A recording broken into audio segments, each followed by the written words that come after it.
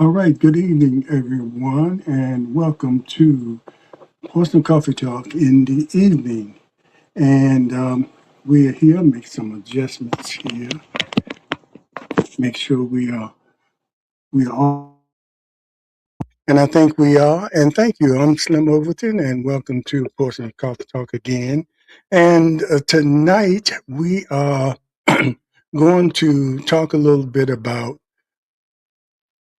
being aware of the local Black history that we have.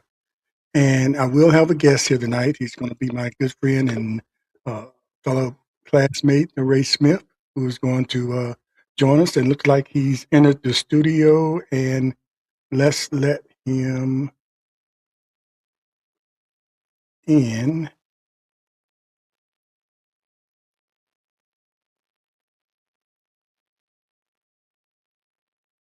Be patient with me. There we have him. Hello, Ray. Hello, James. Can you hear me? Oh, wait a minute. I'm mute. I'm not. I need to unmute. Can you hear me? Yeah, I can hear you. Oh, Are okay. you All hearing an right. echo or something? Or No, I didn't know. I had it unmuted at first, but now I thought it was still that's okay, okay. as long as you can hear me now. So Ray is here with us, and let's welcome him here. So, as I was saying, tonight we're going to talk about being aware of your local history. Of course, this is the second day into Black History Month, and we want to. I'm still trying to set up some things here, but we want to make sure that we are also aware of our local Black history, which is pretty rich here in the city of Portsmouth. So, throughout the month, this is a beginning of a series of shows that we're going to have either on the Mondays or we might pop on the Thursday nights because it's a lot we have to cover here. You'd be surprised how much local Black history we have here.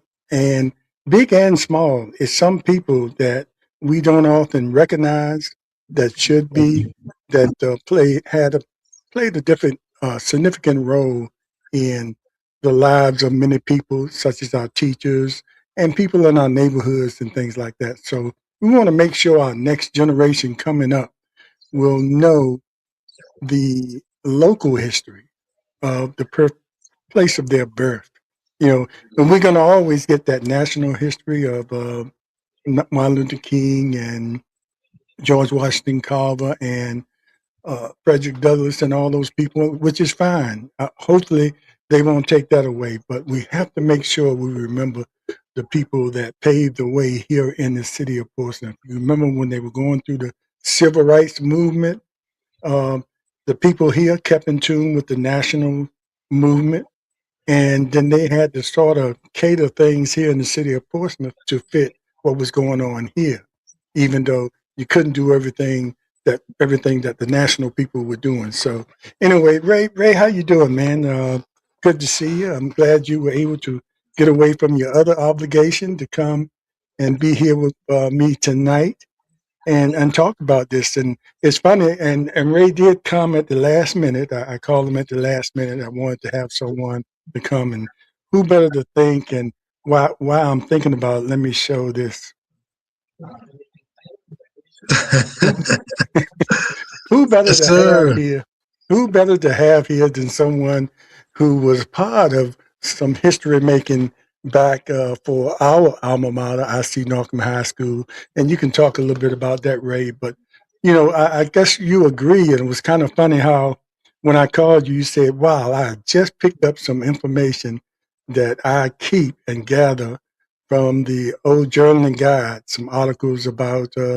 That you hopefully you'll share with us about some of the history a long time ago that a lot of us don't know about, some strides we made even before our time. So, but I want to talk about this school board. You were part of the school board and ended up being chairman there for quite a long time. And this is when the school board was appointed and didn't have to run.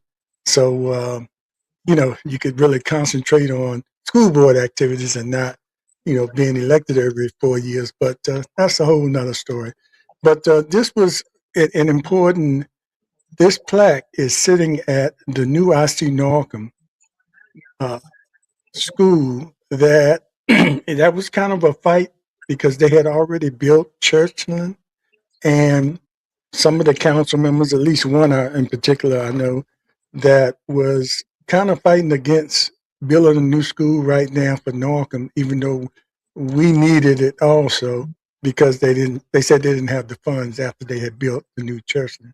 So talk a little bit about how that came about and the fight that it took to get, because a new Norcom, which was desperately needed, because when we were there in '72, and it was there, I think 10 more years after we left, it was in pretty bad shape. Even though Yes. our pride was stronger than the physical part of the building, but it was Yeah. some things that you know what they say, if you don't know, if you never had it, you don't miss it. So we didn't have air conditioning and all that stuff, so we Right. survived. But talk a little bit about that time and the fight it took, the efforts it took from community and board members to get that Yes. school built. Yeah. Good evening to everyone. If I don't think I've had an opportunity to greet everyone, but again, thank you, James, for having me on board to talk about some things that are near and dear to my heart, that I lived and James lived as well back in seeing things to fruition the way they are now. As a matter of fact, this school, IC Norcom, and we all started in high school. Dolores Overton and myself and a few other folks. Um, in 12th grade was my date, my entry into local politics, starting back in the 12th grade when Dolores and I were the youngest, to my knowledge, to have attended a state Democratic convention, which was held in Roanoke, Virginia. We missed our class trip, one of our senior class outings to attend the uh, the event in Roanoke, Virginia, which was the state Democratic convention. Our efforts began actually in '72 when everyone remembers our class was the class that literally walked out. We scheduled a time on a Tuesday, and it was around 10 a.m. The entire school, everybody, maybe about two. There were two Caucasian students going there at the time. They were they were the only ones that didn't walk out, but the entire student body. Now, that's not to say some other folks, didn't hide in the building so that they wouldn't have to go out to walk, but so that they would, in fear of getting in trouble. But the majority, I know, walked out that morning, and we walked across the street in front of which was Jeffrey Wilson at the time, and we made a stand to stop Norcom from being shut down and closed. And for a number of years, even afterwards, there was an effort by the city and a mayor at the time, um, who's no longer with us. She was instrumental in trying to keep Norcom from opening. They felt that we didn't need any more all black schools, and this was an effort across the country, as a matter of fact. But we stuck it out. We we walked out. We protest, and we also continued to fight to even get the new school built. And one particular group that I am a founding member of, which is Church and Community in Action, was responsible for saving Norcom and the building of the new Norcom. Uh, those meetings were being held out at Noble Street Baptist Church at that time. I was one of those founding members as well. Yes, and you Remember were that well. exactly. Yeah. and we were meeting on a every once a week, on a Thursday, and we would have all of the elected, well, not all of the elected officials, a couple of two or three of them, because back then it was only what, a couple, James, two, three African Americans on the city council, but the majority was white.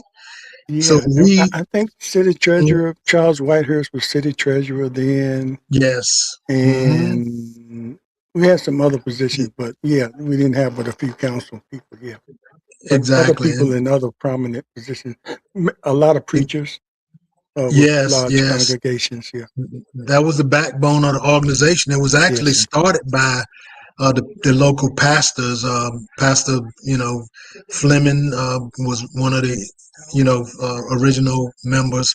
I can name quite a few pastors back during that time. In fear of leaving some of them out, I'm not going to try to name all of the names, but they have been prominent pastors during that time. But even Congressman Bobby Scott got involved back during that day in the meetings at Norcom when that particular mayor, um, and I'll just call a name. It was Mayor Webb. right. They all felt that Norcom should be torn down, because they actually did a survey of the building, an inspection, and it was deemed that it would cost about $5 million to renovate the building at that time. And then the present lot at Turnpike and Frederick didn't meet the qualifications.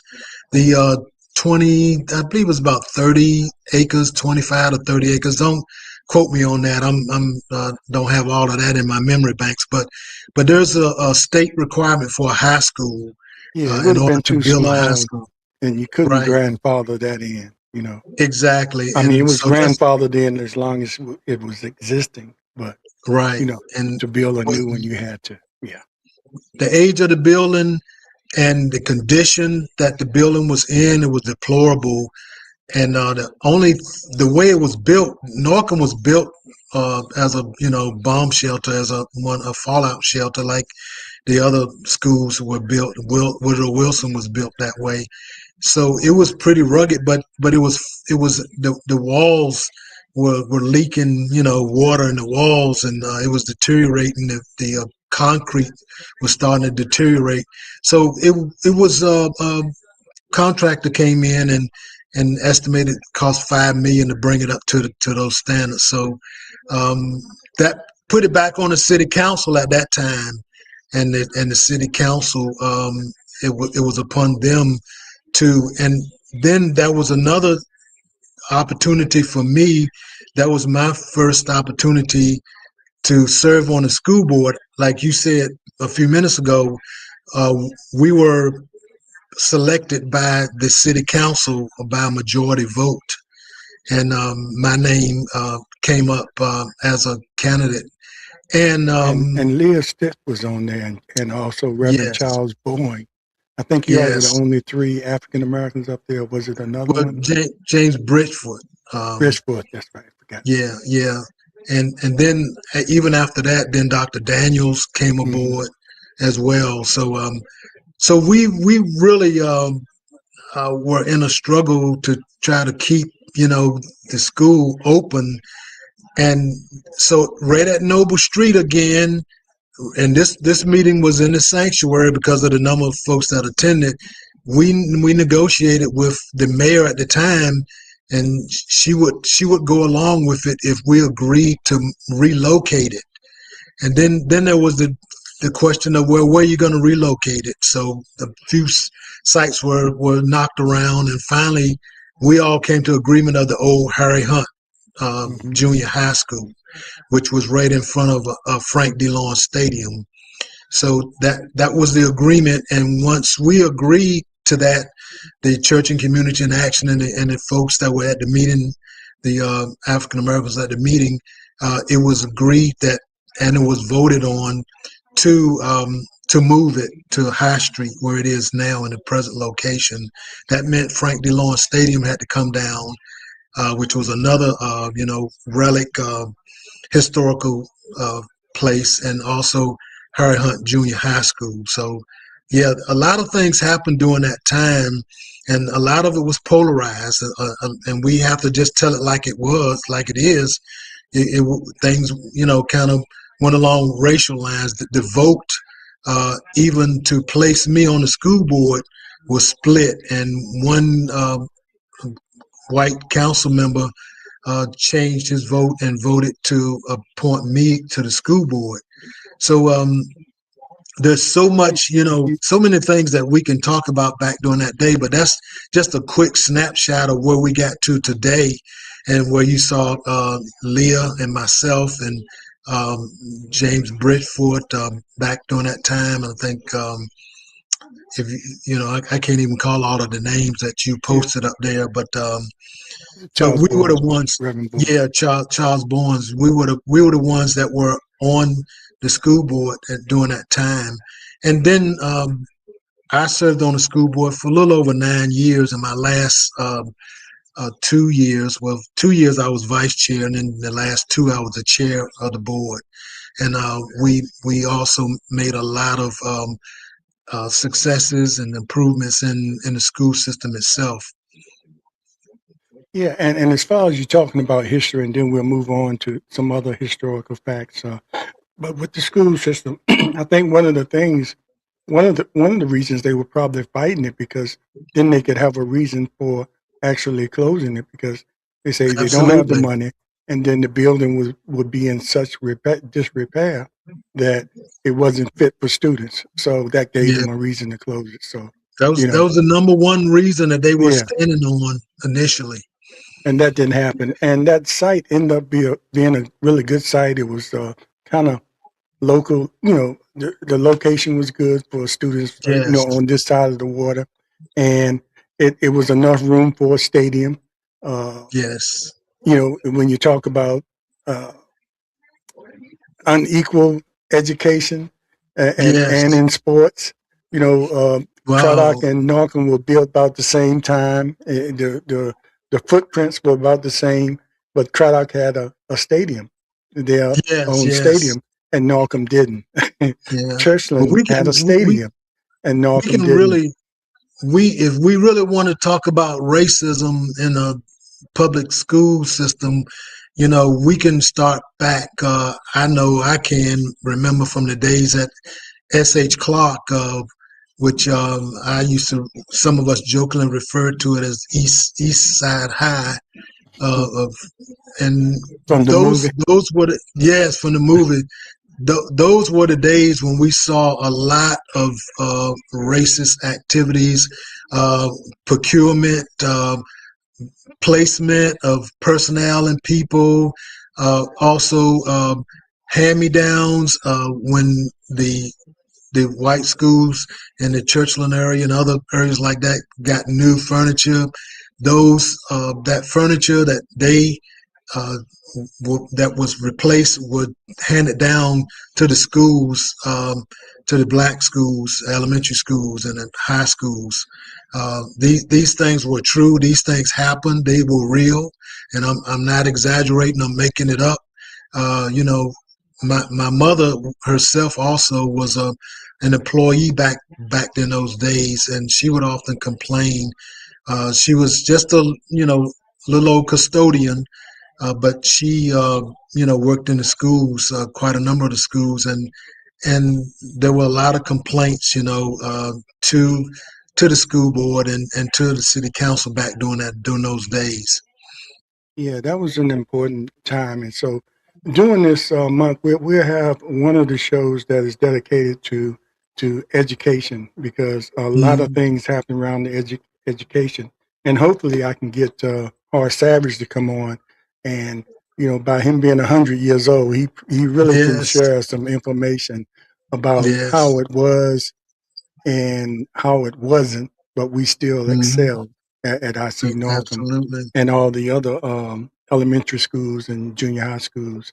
And so we'll have a show with all of that, and maybe get some of the former school board members and teachers and talk about how it was then and where we are now and how they feel about the direction our school system is going now. Hopefully, we'll have some changes. That's a whole nother Yeah. story in the national administration that won't affect us here locally. But anyway, Yes. let me show. I'm gonna show now. We're gonna talk about. There's a lot of people we can talk about, like Mayor Hawley and Senator Lucas, and a lot of us know that. But in this inaugural show, I wanted to bring up some people that or places people might not know. Now, people might not know. Now, this is it's called the Bass Drugstore, and I don't know if you're familiar with that, Ray, but this was in Lincolnville, Yeah, I'm and looking at that church back there, and it's trying to come to me, but that's probably Emmanuel. If that's Lincolnville, if that yeah, might be Emmanuel back there, because yeah, this yeah. this is definitely in Lincolnville, and a lot of people don't know. And let me show this person. And this is Bass. This is the owner of that drugstore Okay. that that had a drugstore back there, and maybe the people that grew up in Lincolnville or know about Lincolnville probably remember this, but I think everybody in the city of Portsmouth should know that you know there was a black drugstore back back there during the Lincolnville days. That because probably you couldn't go to anywhere to get your prescriptions filled. If you were a black person. So this is a part Absolutely. of that history that I was talking about that we should know because even looking back at some of that stuff, Ray, and you probably Hmm. can attest to this, you find some things that you didn't really know. Yeah, you, absolutely, you thought you were absolutely. pretty up on, but especially serving on the city council, and a lot of things come up. Serving on the planning commission, a lot of research comes up, but you really Hmm. don't know all the history. And but that was Yeah, that. You said you found some information from the old journaling guide. yeah, yeah. I one thing that I've done most of my life as an adult, probably back in since I was 19, 20 years old when I first got my jobs, real jobs, let me put it like that, and going away Mm-hmm. to school. I've been a customer and a recipient of the Journal and Guide. Mm-hmm. I still take the Journal and Guide, and I've been taking it since I was 19 years old, and to this day, I Did you ever continue to deliver be. the journaling guide? Were you ever a No, paperboy? no, Okay. I've never delivered it, but I've delivered the newspaper, the Ledger Star. I delivered it back then doing in Douglas Park when I lived in Douglas Park, and the guy that I carried papers for would give me a quarter and buy me a drink Oh as man, in payment for helping him deliver papers all around Carver Circle. So I, I I helped the guy out here in Truxton, and that's what we got too, a quarter. So I guess that yeah, was the going rate for yeah, in helpers, 1960s, paper boys. in the early I want to say in the early late 50s, 57, 58, to about 60, because we left Douglas Park in 61, so it was before 61 that we lived in Douglas Park on Carver Circle, and we had to move because of the interstate. The state took our home, and we moved to Mount Hermon. But yeah, there's a lot of history that predates, I mean, and some folks, may not believe it or may not even know that, we've had council members on the city council of Portsmouth. Portsmouth dates back to 1752 when it was first founded by Crawford, but it was actually chartered as an independent city in 1858. And back in the But 1850s, they 1800s. use that original date you say because they have made the claim, Portsmouth has, that the city of Portsmouth is older than the United States. Yeah, yeah, that's right. Yeah. And The formulation, if you use that date that you just mentioned, right, we right. are older. But go ahead. I'm sorry for Yeah, interrupting. I I was privy to getting a article from the Journal Guide that was an excerpt from October 18th of 1958, where it mentioned 5 colored citizens who were city fathers, and they were on the city council from about 1865. This is not too, this kind of close to Abraham Lincoln's era, 1865 to 1895. Five prominent African Americans served on the Portsmouth City Council, and some of them, well, at least one of them, have descendants, who are still in business and alive and kicking the day, and that's Samuel Fisher Jr., who was the founder of Fisher Funeral Home. He was one of those city council members back in the 18. And let me recheck my notes, but because this is he founded Fisher Funeral Home in 1885, and he was on the city council between 1865 and 1895, that period. Also, another prominent person was Reverend J. M. Armistead, and this young man was very affluent and popular, and a go-getter, and a awesome pastor who was from Lynchburg, Virginia, but he founded, he was a pastor at Zion Baptist Church back in 18. He lived from 1852 to 1829. He passed away, but in 1882 he became the pastor of Zion Baptist Church, and he pastored there for 43 years. He was a city council member. He graduated from your alma mater, James, back then when and I don't know whether you were there at the time. It was called Richmond Theological School for Freedmen, which is now Virginia Union Yeah, that was a University. little before my time. A little before my time. I think so. And out of this young man was prominent in all of the National Baptist Black Association, State Baptist Association, and out of that church sprang up 5 churches that we know of today, that came out of through Zion Baptist Church. Now we can back up also and talk about some of the churches like Ebenezer, and that came out of Court Street, and Fourth Baptist, and some of the other churches that are also date back to the 1800s. During that period, also Olive Branch Baptist Church came out, Little Zion Baptist Church, and these in Chesapeake, New Hope St. Julius Creek Church in Chesapeake, First Baptist Church Sherwood Place, and First Baptist Church Truxton.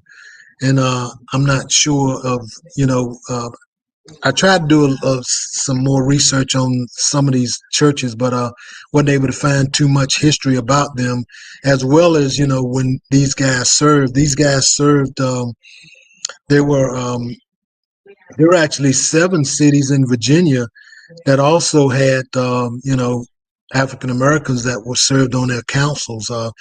I'm still researching that to pinpoint who those 7 cities were. But so back in during those days, this was after the Civil War.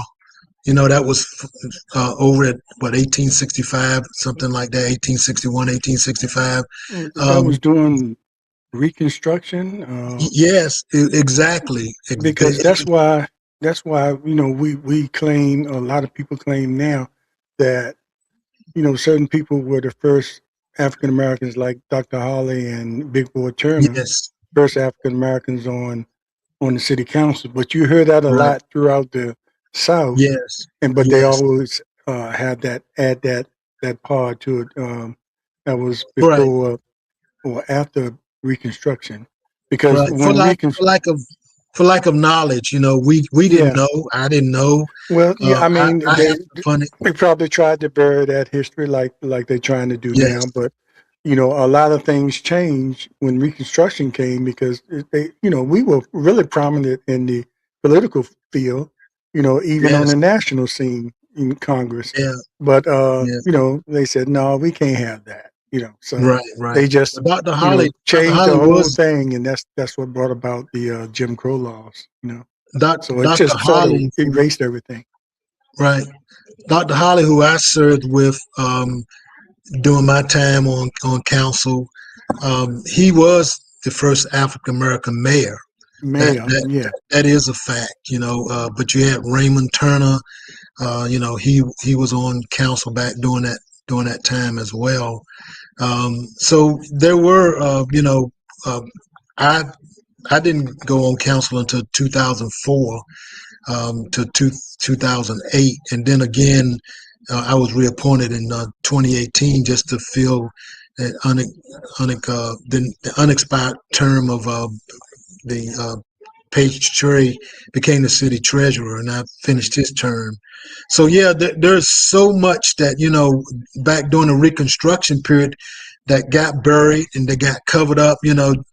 During that time, even Virginia, when they conceded to the Confederacy, they actually in Virginia for 1 year, the Confederate flag was flown, in the capital of Virginia, but that came to a quick ending when the Union troops, because of Virginia being, right on the border, the Mason-Dixon line, the federal troops took over Virginia just about, and so they took that Confederate flag down after being up only 1 year, and put up the American flag. So it's a lot of things, that knowledge that transpired back during those days. And getting back to Zion Baptist Church, because that's very significant. Pastor Armstead, during that time, when he came in 1882, there, Zion was a pretty well attended church. There was about 900 members at Zion, and he increased the membership to over 2,600 members. They were very large and prominent, and were a force. One thing that's been very significant about the city of Portsmouth and Virginia as a whole is the pastors. Uh, we have a long history of our pastors being, you know, involved, in pushing politics and civil rights, being involved in it. Because, back during the Reconstruction period, in order for them to stop us from voting, what did they do? They came up with a poll tax, and then they came up with a literacy test that yeah, no one could pass, and which was poll great. tax that couldn't some of us couldn't afford. So, but we pressed through, and we fought through, and even through the Jim Crow days, and to make Portsmouth to what it is today, and which it still is. And I'll say this all the time, and Portsmouth continues to be strong because of the seniors, and on the backs of the seniors that still are involved, and making sure that things are done the way they're supposed to be done. Some folks don't like to hear that, especially some of the younger folks, but I will tell you, being my 15 years being a civic league president, and then also being chair of an organization of civic league presidents, about 15, 16 civic leagues, you will find that the predominant attendees in those meetings are the seniors. Up to 85 and 90 years old, they're still attending the meetings. And what are they attending it for? Basically for information, and they want to keep up on what's going on. Right, and might as well say now we're part of that senior group Yes, we that's are. still out Yeah, there. And I yep, think it's still, to be fair, still there's so many young people out here that are getting involved and that are eager to learn yes, and to you know be be mentored by some of the older folks, and we are ready to listen to them as well because of technology and how it's advancing, and they pretty much grew up with this technology, and we are learning it, So yes, it's a yes, yes. combination of both, but you really need Mhm. some of the people that've been around, especially when you're talking about what we're talking about today, trying to preserve the history. and it's a Yes. group called the African American Historical Society, and they've been around for a while. And I just Mhm. want to play this one little clip here. It's the audio from her name is Claudette White. She is the vice president of the group, and of course, Charles Johnson is the president. But Yes. this is why we need to support this group uh, because they are doing the best they can as a small nonprofit group to preserve and display the history, the Black history that we have. And I'll just play this. Aiming to do is to find a space or a location, most likely something existing.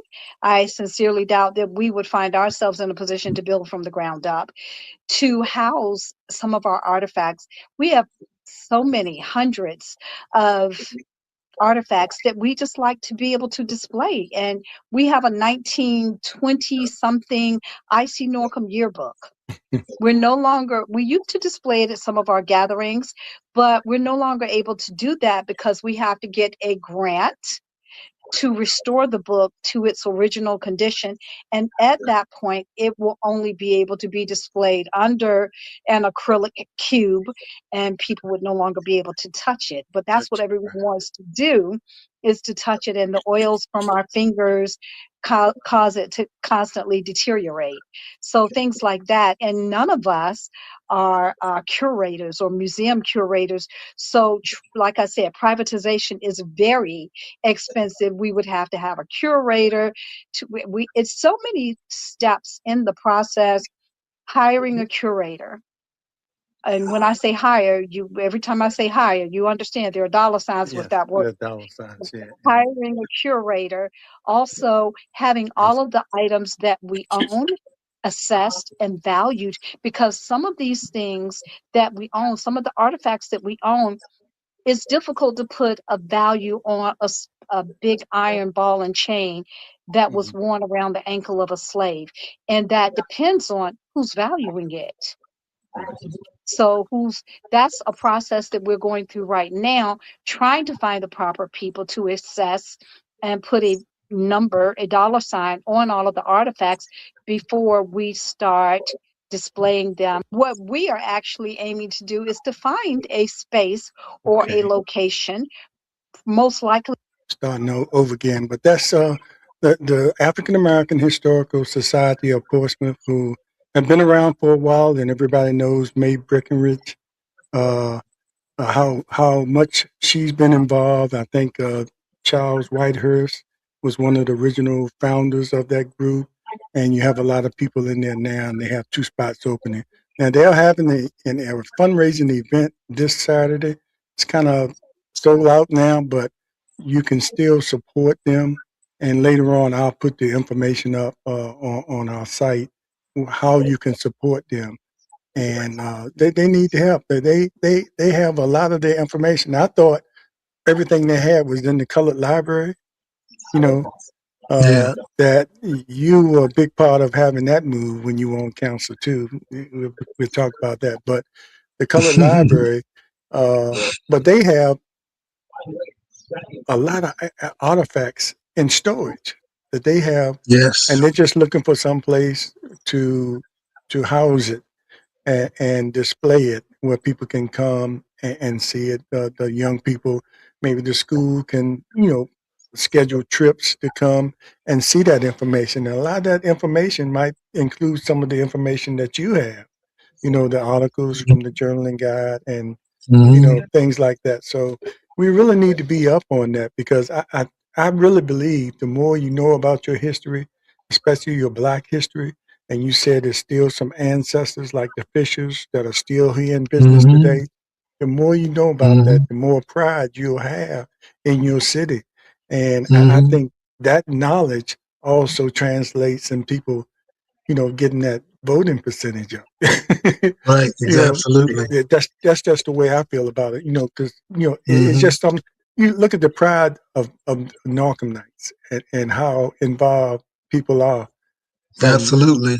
all the classes, just because that pride is there, and that's why you get the Yes. participation that you get.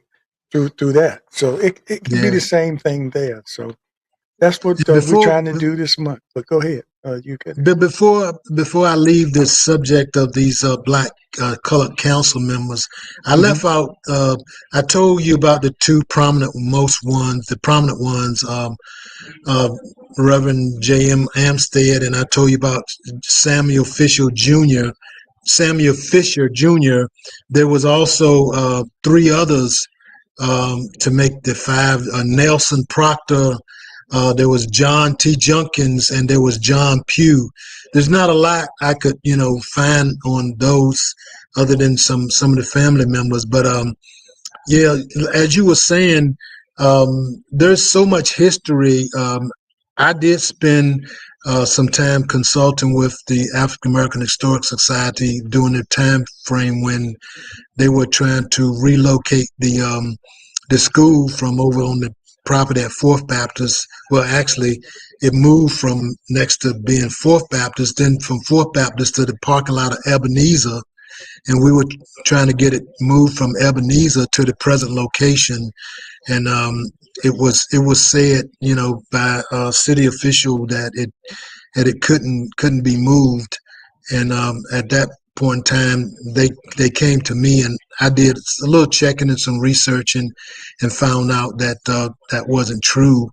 That it could be moved, and they actually had three bids to move it, and they eventually did move it.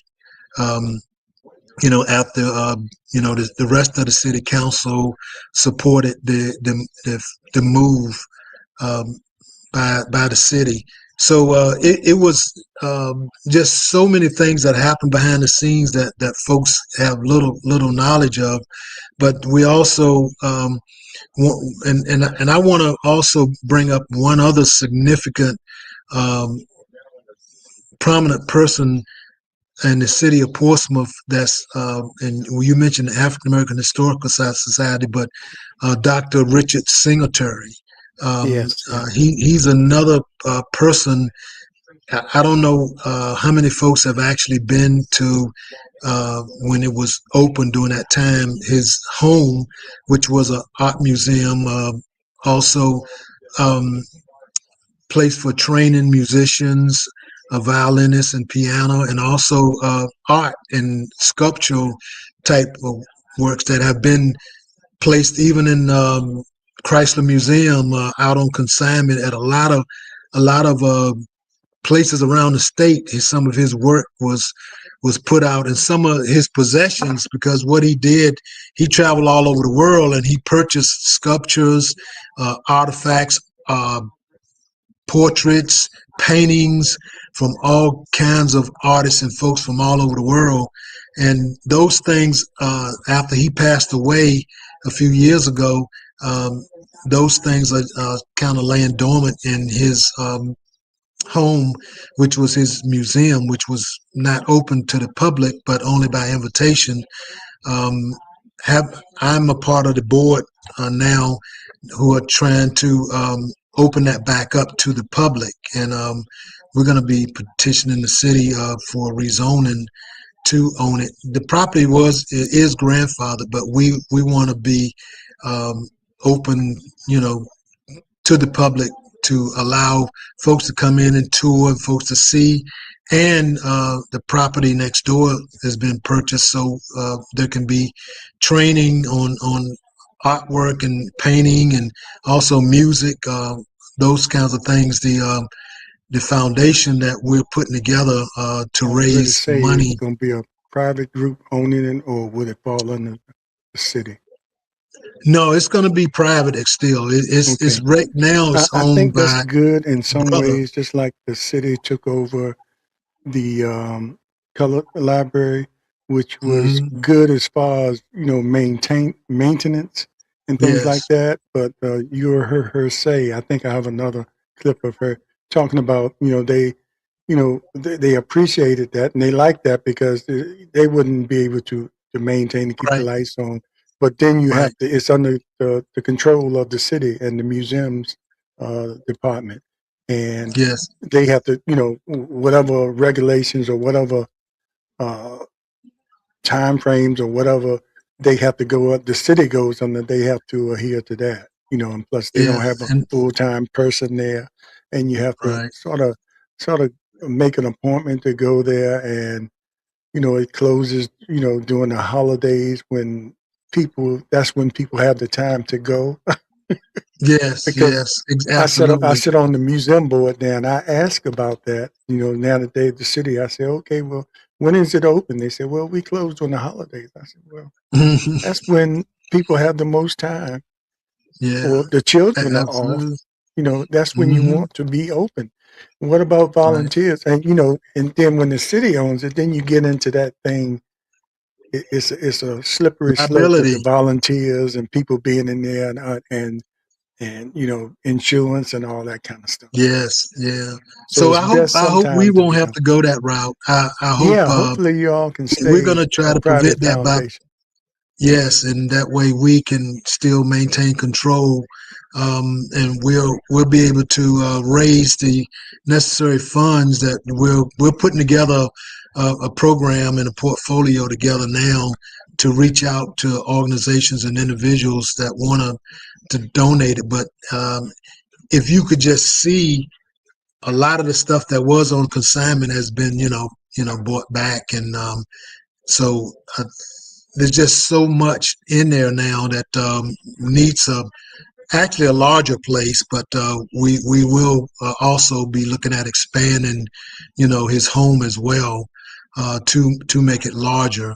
So with the funds that we raise, so there's a things those are things like that that's happening right in our city, and some of them are being those organizations don't have the necessary funds to go public and to advertise on media, like some other organizations do. But I think they're doing what they can to get the word out. Just like Yeah, the and function and that's that they're having this weekend. that's why I encourage people. It's a lot of people uh, other than myself, and we don't reach a lot of people, but it's a lot of people in the area that have a microphone now. When you think about Yes, independent yes, uh, absolutely. Social media. contact, social Hmm. media content creators. So that's one of the words because people are watching that more than they are the regular news. They might tune in to the regular news, then they go back Yes, to the social media people. So it's a lot of people that absolutely. in this area that have these platforms. And even if you just get on Facebook every once in a while and you have some followers, every once in a while mention, some of these groups that are out there trying to preserve our art, our history, because I think it's very Yeah. important to hold on to that. Because if we lose it, and then a generation of us are no longer here, Hmm. it can get lost forever, and there'd be Yeah. nobody to really uh, carry it on. If somebody 50 years from now might be digging through something and say, wow, what is this? But in between that time, it's been lost history that we need to make sure we continue. Yes. And we need to work And more with I the want to. school board, school Yeah. system to make sure Right. this history is And preserved. I also would like to back up and also say when we talk about the seniors, like you said, you and our seniors, I don't want to, you know, I'm not saying that the young folks aren't involved because they are, and they're the ones, that when you need them and when you call on them, they will come, they will participate, they will step up, they are stepping up. So I don't want them to think that I'm trying to negate or trying to say that they aren't involved, because that would be absolutely wrong, and that would be something that I didn't wasn't Yeah, I meaning to hopefully people say. don't take it wrong. I think people need to understand your vantage point. You started in high school and haven't Yes, looked back since. And a lot of these younger people, when they get involved, it's usually a little later in their yes, life. I guess their focus is more on getting their career started and everything like that. But I yes. remember people. back in the day when I was really involved too, it was people that found that time to give to any cause that we had, whether they Yes, could afford it. They might have gone home some nights to the lights turned out, but yes, they were struggling, but they also felt the need to give some time to some of these organizations. And I can absolutely. tell you, all those people that be sitting in those meetings weren't well to do. I mean, a lot of those people, just were dedicated to preserving our future and keeping you know keeping an eye on what was going on in the political world and sharing that information. And so Yes. it's just so important to be involved. It doesn't take a lot of your time to be involved. Just pick a niche. Some Mm, people say, well, politics is not my thing. Well, do you like art? Do you like history? Do you like preserving history? What do you like? And find out hmm. what your niche is and get involved with that. Everybody's not going to be politically savvy or interested in politics, but as long as you go and vote and vote responsibly. But you know, Yes, yeah, I, because I can tell you, back in my day coming up through politics and starting as a senior in high school, um, I had numerous mentors that are still out there on the battlefield. They're seniors now, like I am, but I mean, I can go back, to like I mentioned, you and I go back from the Cub Scouts. So we've been around each other for years and years, also. But yeah, Lucy Overton was one of the most prominent ones that pushed me when I went away to school in Columbus, Ohio. I said I wasn't coming back to Portsmouth, mm, but one thing that ran me back, well, a number of things, but away from there was all of the snow. And then back during that day, back in the '70s, it was real polarized and real racist up there in Ohio. So I couldn't deal with a lot of that because I must not came. been Cleveland. Yeah, no, it was Columbus, and I was radical myself when Yeah. I went there myself from leaving Well, who Norcom. wasn't And in the '70s? yeah, Everybody was in this. exactly. So I also had folks like Dr. Holly, like Senator Lucas, like Ken Melvin, like Johnny Morrison. Hmm. Uh, I can name them on and on and on. That even Congressman Bobby Scott, who I worked with Miss Overton on the third congressional district back there during high school time when I started, working, with him and his committee. So it's just so many. And then what was Johnny's last name that used to be on council? Clemens, Remember Johnny Johnny Clemens. Clemens?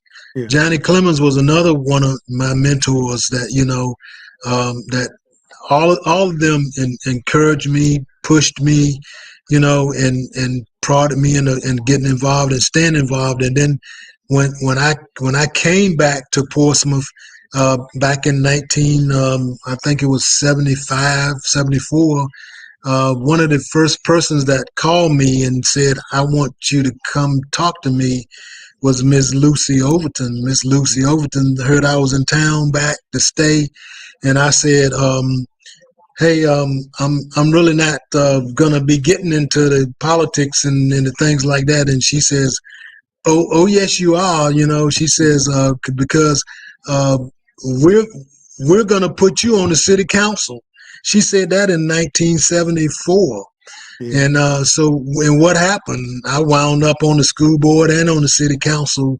And with she said, you just follow our directions, our instructions, and I listened to the some of the mentors like you just heard me name, and here we are. I have Yeah. no And desire a any big any longer ingredients a big to be to ingredients there was patience yeah, too. Like you said, she exactly. mentioned that to you in '74. You know, Hmm. but she didn't mean she wanted you to run in '75. No, she didn't. It Exactly. took a No, certain no. amount of, and a lot of the young people don't like this word, but it took took a Right. certain amount of grooming Mm-hmm. to prepare you for that position, Yeah. and You know, then you had to she feel gave like me you the were ready. steps. Yeah, You she know, gave me the steps. She told me, you know, you're gonna get involved in the local Democratic committee. You're gonna get involved in the third congressional committee. You're gonna get it we're was a gonna get you on process. the school It was a board. process. Yeah, we're gonna get you on the put you on the school board. We're gonna put you on city council. She walked me through all of that, and so I was obedient and I listened, and so and I left out the number one foundation behind all of that is my Lord and Savior, the Holy Yeah, Spirit, which kept me and my family through all of those periods when things yeah. were It probably trying. kept you from knocking somebody out. Yeah, yeah, especially the Holy Spirit, because folks would always ask me when my days on council, and they could see somebody virtually cussing me out or somebody, you know, Mm. really slamming me, and they said, "Well, you know, how can you take that? How can you not go off or not?"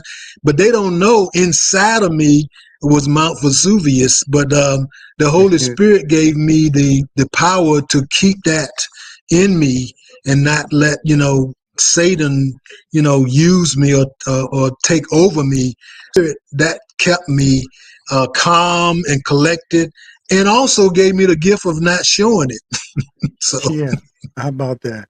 And some people show it, but they don't act on it. But and right.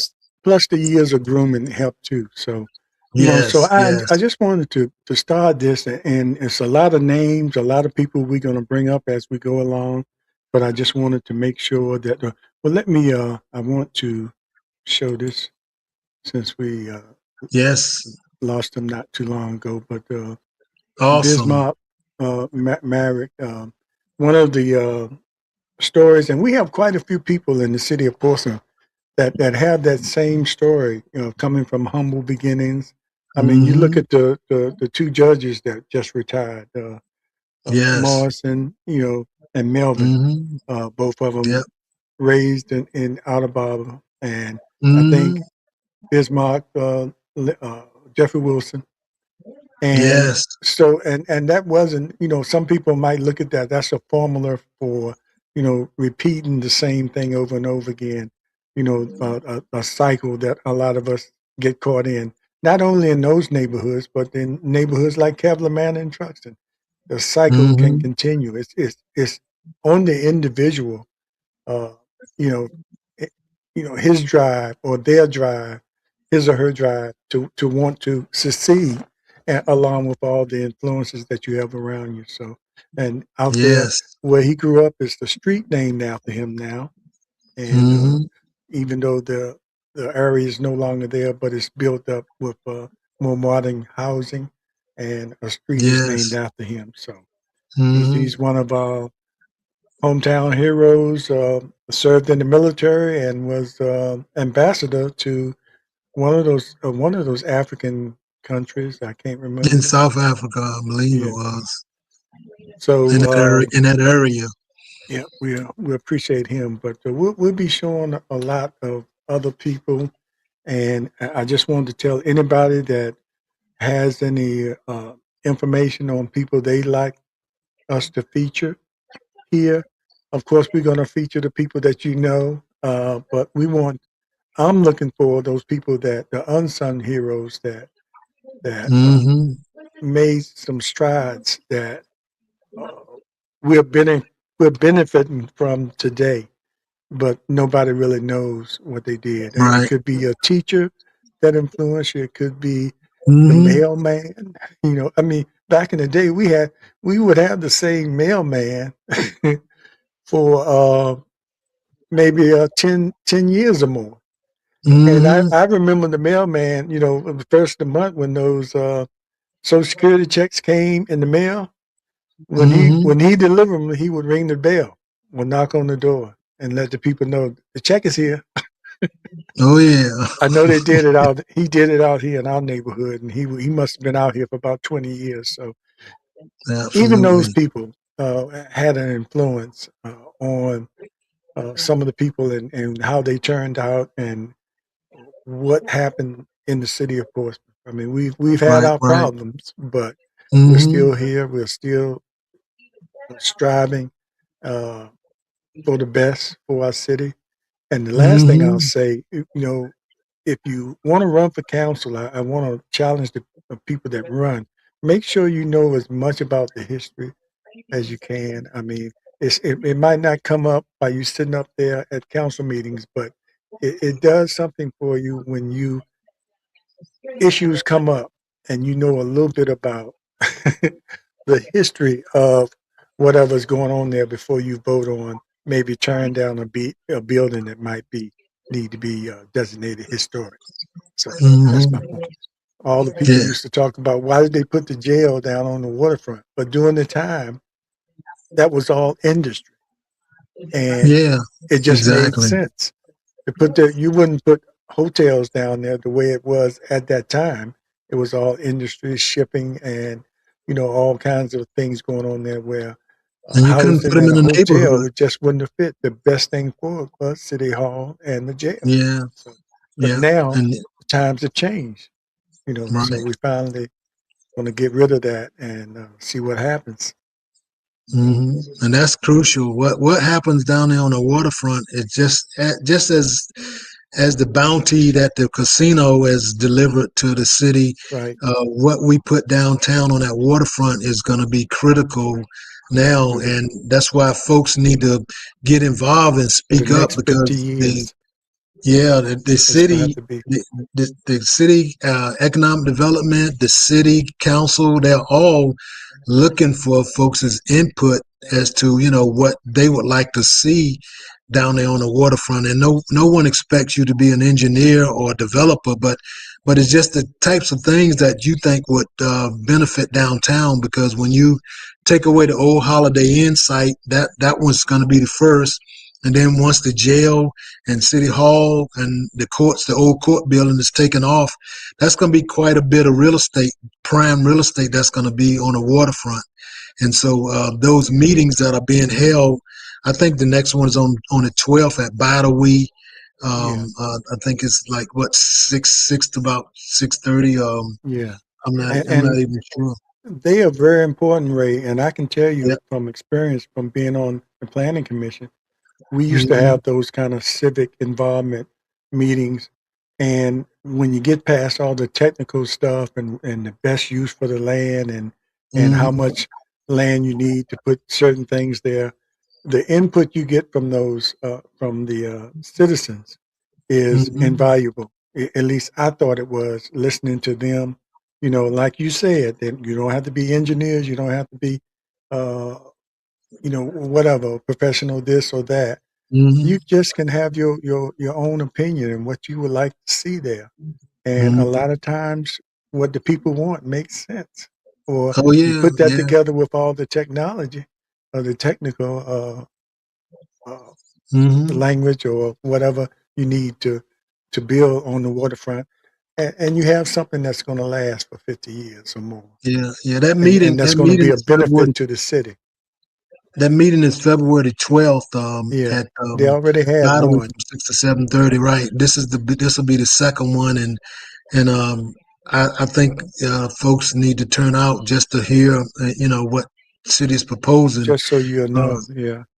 yes. And Yeah. to let people know, the city or the people that conduct those, they take all that into consideration. It's not something Hmm. they just want to do and say, so we can say we did it. A lot of that information is uh, is good input for them when we're trying to Yes. figure out what they want to do. When the people Hmm. come in and make their proposals, they already know what the citizens want. They know what might be best for the city, and you put all that together. Then when the people come with their proposals, you can say, well, that's not going to work because you know Hmm. the study we Yeah. did, citizens are looking for this. Right. Right. You can't always Yeah. say, we know better than the citizens. Sometimes, in some cases, Hmm. you might, but you got to listen to the people that put you there. You know Absolutely. about that. Absolutely. Oh yeah, because the original plan when I was on council and and I was chairing that vetting committee. We actually, received input, from the community and the other council members, and we decided that we wanted a mixed use development. We wanted a combination of rental versus purchase condos versus retail on top of a parking garage, to get rid of that big monstrosity of a parking garage now that's in front of the tower. So we went through that process. Oh, it took a couple of years to do that, but because of the 2008 market crash, the winner of that bid wasn't able to secure all the necessary. It was a $126 million Yeah, yeah. project. I So remember I sat on there with you and yes, you was one were. of the people that made, and that project was really that kind of building concept was really ahead of its town because if you ride around to all the Yes. cities now, that's what you see. Mhm. You go out in Suffolk off Mhm. Shoulders Hill Road, you see a Mhm. combination business residents, and down below on the residents you see businesses and things. And that was the model that we were dealing with back then. Right, right, right. And it would have been a great fit for that area Mhm. for the city of Portsmouth if it had gone through. Yes, absolutely, absolutely. So Yep. all's not lost for Oh, Portsmouth. I've always, you know, uh, said I didn't want to live anywhere else because I've always just see the potential that's here, and how we can come together. And the number one ingredient I believe over the years, over all of the years, even back in those days that we mentioned, Reconstruction days, the churches have been, and the pastors have been critical to all of the progress and all of the movement. Without them and the people listening and the folks getting involved, all ages, from young to old, uh, Portsmouth, I believe has come a long way. You still hear folks complain, but you folks gonna complain if it was perfect. They would try to find something yeah, to knock that down. So the problem is that we have to work together.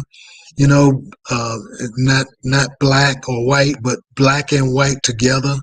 Minorities of all, Hispanic, Orientals, all of us make up this city, and we all need to work together. And it's not about a white majority and a black majority. I know my years on the school board and council, we rarely did have a white or black majority, but we got things done because we worked together, we talked to one another, and we all, would communicate on with each other at all times.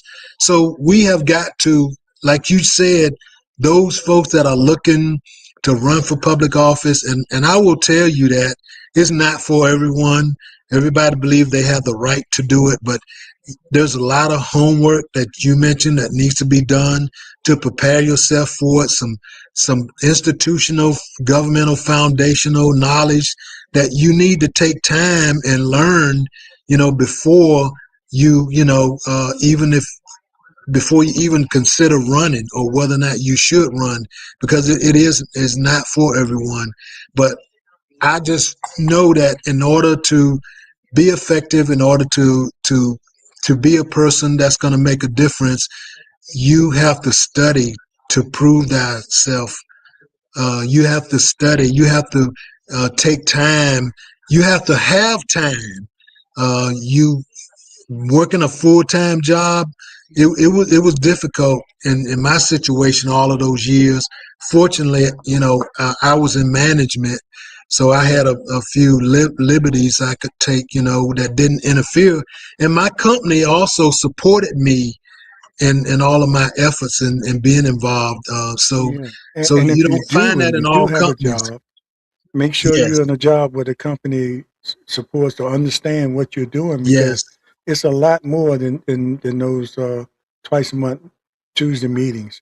You have to be exactly. out there in the community, you can't pick and choose what community you're going to go to because that's your only interest. You have to, Yes, you're elected there no matter what communities put you there. Once you're there, you serve the whole city. And it's Yeah. nothing wrong, like you said, you can work together and still, you know, work on your special interests. You know, like Yes. if your Absolutely. special interest, you grew up in Truxton and you really want to fight for Truxton, you can do that. You But you can. also have an obligation to fight for the whole city. And The you whole can't do city. that if you're just one dimensional. Hmm. And this is my opinion, and I think Ray, you feel the same way. I've I seen a do. lot of council and council members that are that way. They sort of one dimensional. They might mean well and be focused on one area or one Hmm. group of people, and that's good because in some cases we need that attention, but you can still Yes. give that attention, but you can't overlook the overall uh, what's best for the overall city. You can't knock Hmm. down projects because it's not going to benefit your neighborhood. I mean, Right. you know what I'm talking about. Oh You know yeah. Yeah. exactly Yeah. who I'm talking about and what I'm talking about. So, Yeah. and this is just, Absolutely. from being around a long time, when you're going to run, just make sure you take all those things in consideration. You can Hmm. be a champion for your cause, but you have to be Hmm. open-minded enough and you have to be educated enough. You have to be ready for what you're going to face when you're sitting up there. And let me say this too, which is very critical. One of the most important persons in city government is the city manager.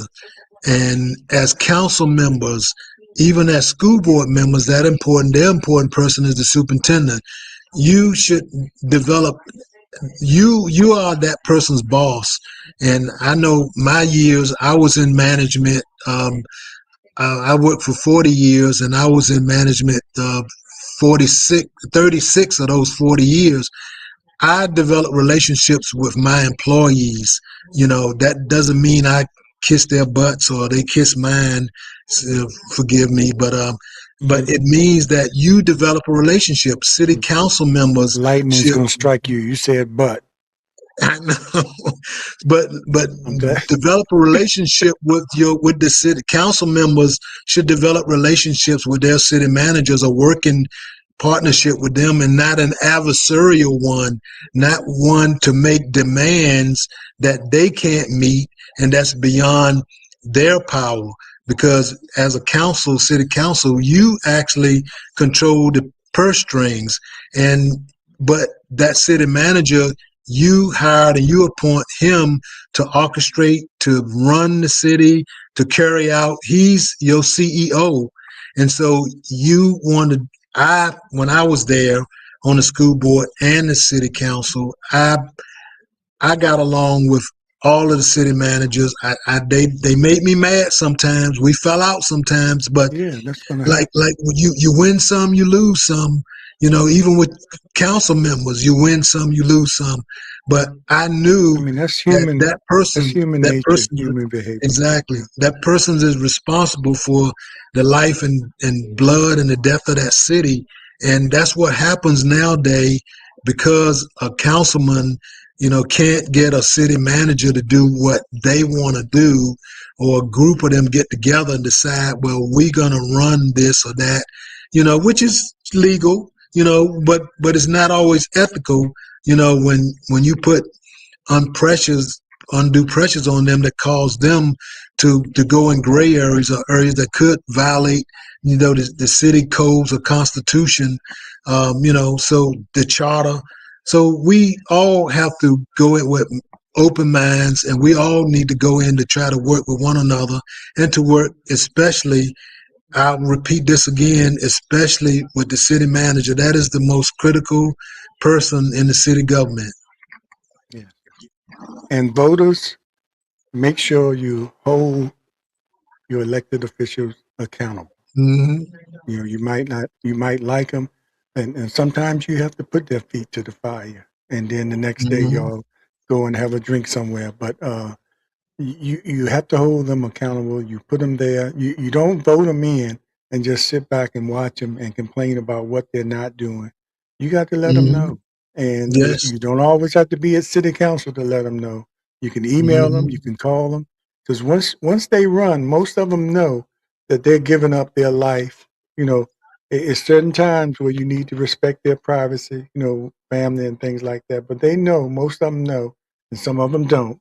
Once Hmm. you elected to a public office like that, and the key word is public, you Yes, give up your life, your time, your energy to the public, and you just have to absolutely. accept that fact. That's just the way it is. Hmm. And Yep, if you're not ready for that, don't run for office. yeah, There's plenty other things absolutely. you can do. You can sit on a board, which is less taxing, or you can just join your civic league.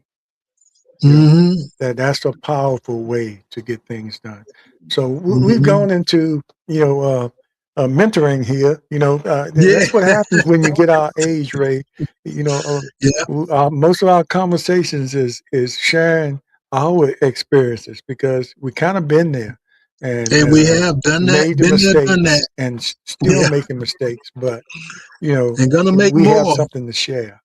So Hmm. I hope Yeah, people appreciate some of the things. You don't have to always like it, but some things you need right. to hear. I It's don't like absolutely. everything I hear, but sometimes I need to hear it.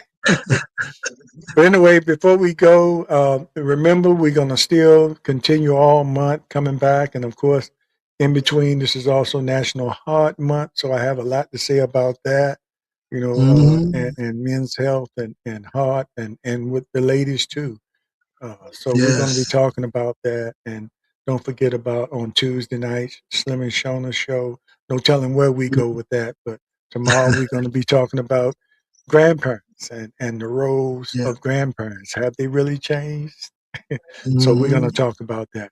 Anyway, but before we go, I want to give Miss White one more chance to, say a little something. I want you really to support the historical society as they Yes. really Yes. Do. try to preserve and display and do everything they can to preserve buildings. We almost, if anybody knows where the Olympic Sport Club is, it almost uh, was at a point where it was going to be torn down because one of the city managers didn't know the significance of it, had one of her assistants going around and tagging buildings that the city owned that probably needed to be torn down, to save money. And the Olympic Sports Club was one of them that they talked. But now I think it's historic, or at least it has a historic designation sign. Uh, Hmm. they they I don't know how far they went with the designation, but if they went all the way, they can't really touch it as far as tearing Right. it down. They can improve it and do some things to it. But anyway, let me let you hear her and Ray. I'll let you go. And thanks a lot. I appreciate you coming on, and hopefully Okay. we'll get a chance to Thank, do this again. Surely. Thanks for having me. I appreciate the opportunity. Yeah, man. Thanks for all the advice you give and all the Mhm. information. That information you got me with that. The council people. But that was all up and down the South. We had Mhm. people in positions, and Mhm. the man, like we used to say in the 70s, watch out Yeah. for the man. The The man. man said, Yep. Yep. All Mhm. right, so Okay. oops. You said this, as I said, this is our 30th anniversary this year. We're going to be having a Black History Month program at the Edmunds Center in Portsmouth. I think most people in Portsmouth are familiar with the Edmunds Center. It's the event center within the St. Mark Missionary Baptist Church at the corner of Frederick Boulevard and Elliott Avenue. Not to be confused with Missy Elliott Boulevard, Elliott Avenue, the one that was there all the time. Yes, So yes. Make that distinction because they might go over there and get caught up in the casino and not exactly. make it to Trying the event. to figure out how to make those two streets connect, and they don't. How about it? Yeah, so yeah, definitely. And the event is going to be on February 7th. Our theme for the event is Straight Out of Africa. And what we want to do is tell people as much as we can about the history of Hampton Roads, not just Portsmouth, but Hampton Roads also, and how it ties in with us coming from Portsmouth. There's not as much of a direct link to Africa from Portsmouth, but there's definitely a direct link to Hampton Roads straight out of Africa. And so our speaker for the evening will be Dr. Cassandra Newby Alexander. She is the foremost authority on African American history in Hampton Roads. She's actually written a book on African American history in the city of Portsmouth, along with one of our co-founders, Mae Breckenridge Haywood. And Dr. Cassandra Newby Alexander wrote this book together some time back, and it's still available. So, all right. Thanks, everybody. We appreciate you. We'll see you next time. Thanks for joining us, and have a good evening. Be our guest.